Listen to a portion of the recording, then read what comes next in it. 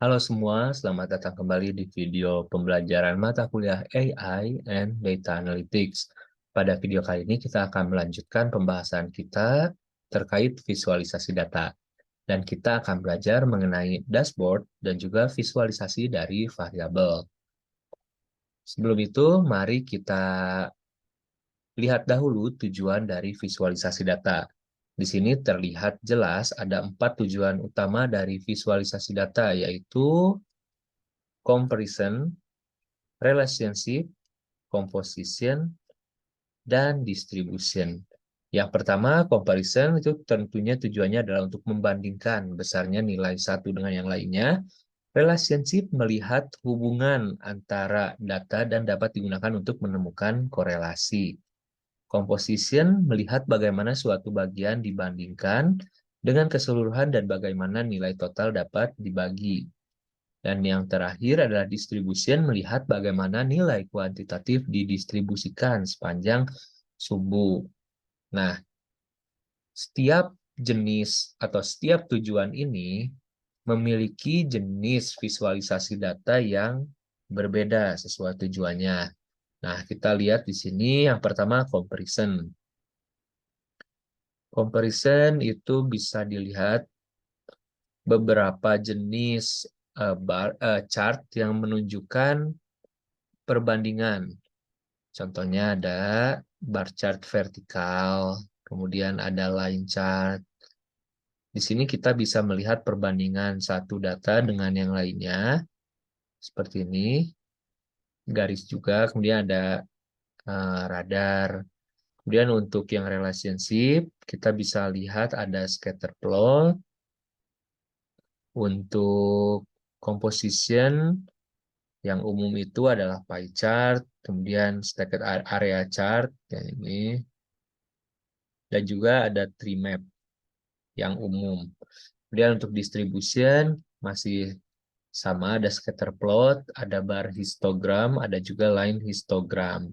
Nah, dari sini bisa kita lihat bahwa satu jenis eh, satu jenis chart itu tujuannya bisa lebih dari satu. Seperti relationship dan distribution bisa menggunakan scatter plot untuk mewakilinya. Untuk comparison, kita bisa lihat bar chart, line chart, dan lain-lain.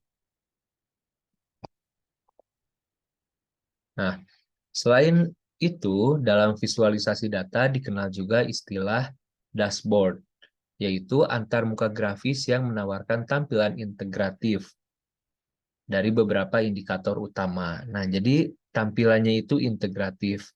Integratif itu artinya terintegrasi antara satu dan lainnya. Kemudian digunakan untuk melacak, menganalisis, dan menampilkan indikator utama, matriks, dan poin data.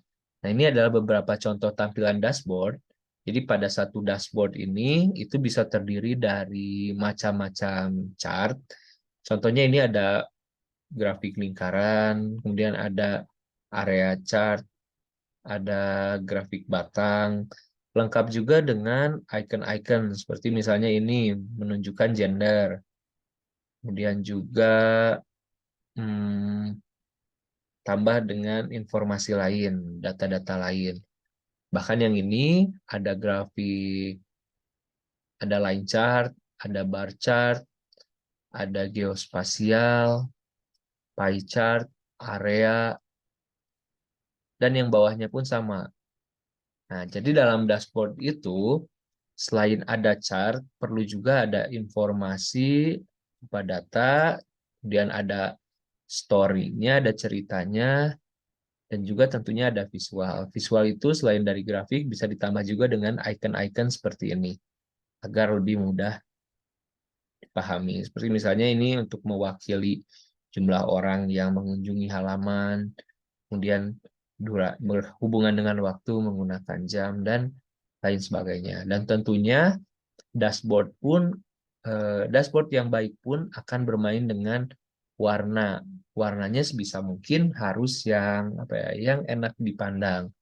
Seperti ini dia temanya berwarna biru, mulai dari biru muda hingga biru tua. Kemudian ini ada warna abu, dan lain-lain. Itu setiap orang memiliki seleranya, silahkan diatur.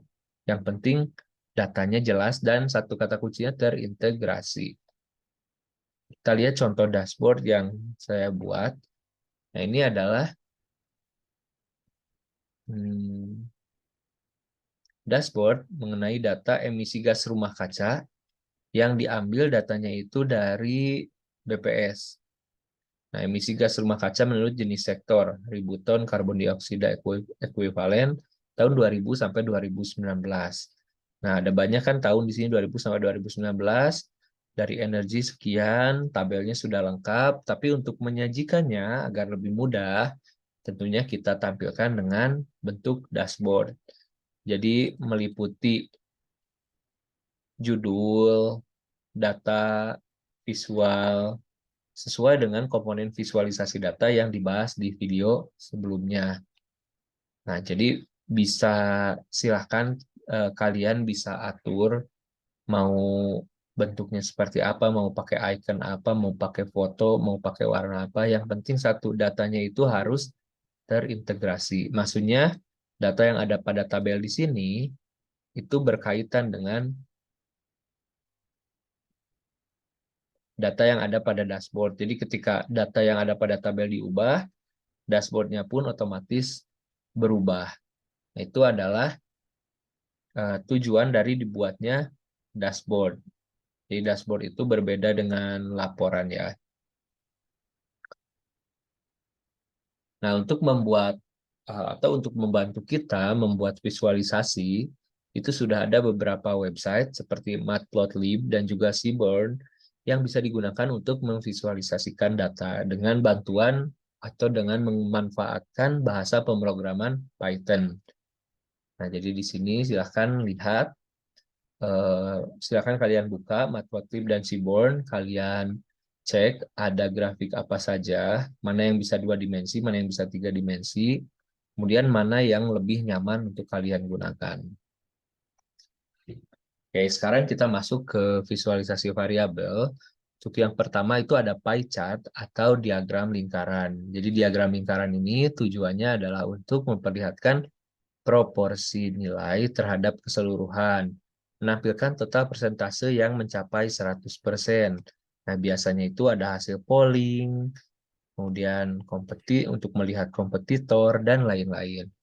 Nah, ini adalah contohnya ya, kita sudah sering lihat juga, pokoknya jika bentuknya itu lingkaran atau 360 derajat, maka itu adalah termasuk dalam pie chart.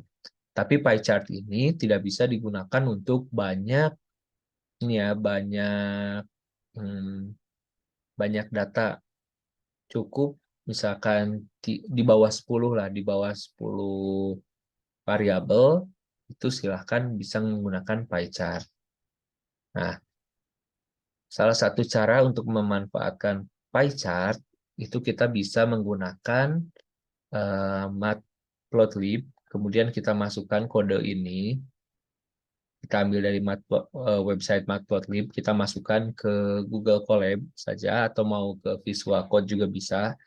Nanti setelah di-run akan otomatis muncul seperti ini. Dan kalian bisa atur ya, mau datanya ini mau apa. Misal kalau ini kan sepertinya membahas tentang rasa, kalian bisa membahas tentang bencana alam, membahas tentang nama kota atau apapun itu. Selanjutnya ada grafik yang tidak kalah sering dijumpai yaitu line chart atau diagram garis. Biasanya digunakan untuk menunjukkan kemajuan data, melihat tren, fluktuasi data.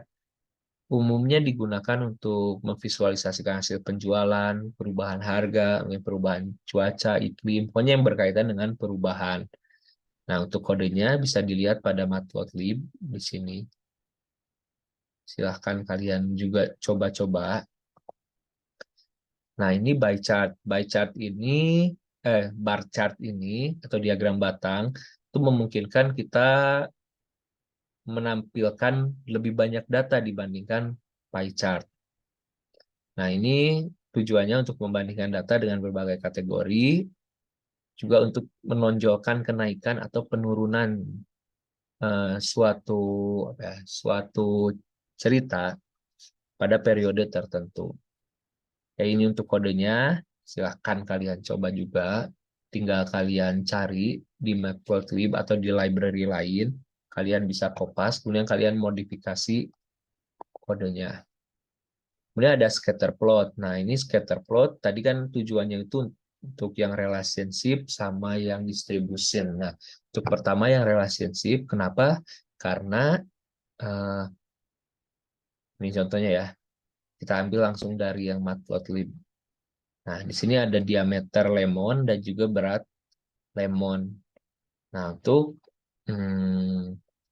menunjukkan hal ini, satu titik ini udah mewakili dua diameter sama weight-nya.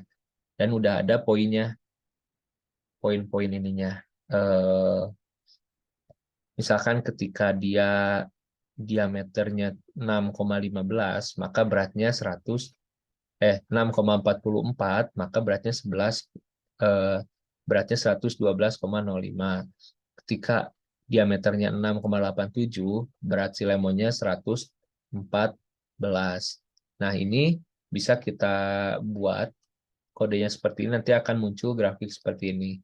Nah, tujuannya adalah kita bisa melihat apakah ada hubungan antara diameter dan berat dari si lemon atau diameter dan berat jeruk nipis. Itu tujuan dari scatter plot. Bisa juga menunjukkan korelasi yang positif, negatif, atau bisa bahkan jika tidak ada korelasi pun bisa ketahuan dengan memanfaatkan scatter plot ini. Oke, kemudian ada juga heat map. Nah, heat map ini adalah sesuai peta panas kalau diterjemahkan, tapi kalau misalkan ciri-cirinya adalah menggunakan kode warna untuk mewakili nilai atau kepadatan relatif data di seluruh permukaan, bisa digunakan untuk melihat tren data. Contohnya ini untuk melihat temperatur di berbagai kota besar di seluruh dunia. Nah, jadi ketika warnanya itu biru, semakin biru itu artinya semakin suhunya semakin dingin, dan semakin merah itu suhunya semakin panas. Nah, bisa kita lihat di sini kota-kota mana yang memiliki tren sangat panas. Contohnya Delhi, dan yang cukup dingin. Contohnya New York. Ini Januari, Februari, Maret. Jadi bisa dilihat pada bulan perbedaan suhu ini per bulannya.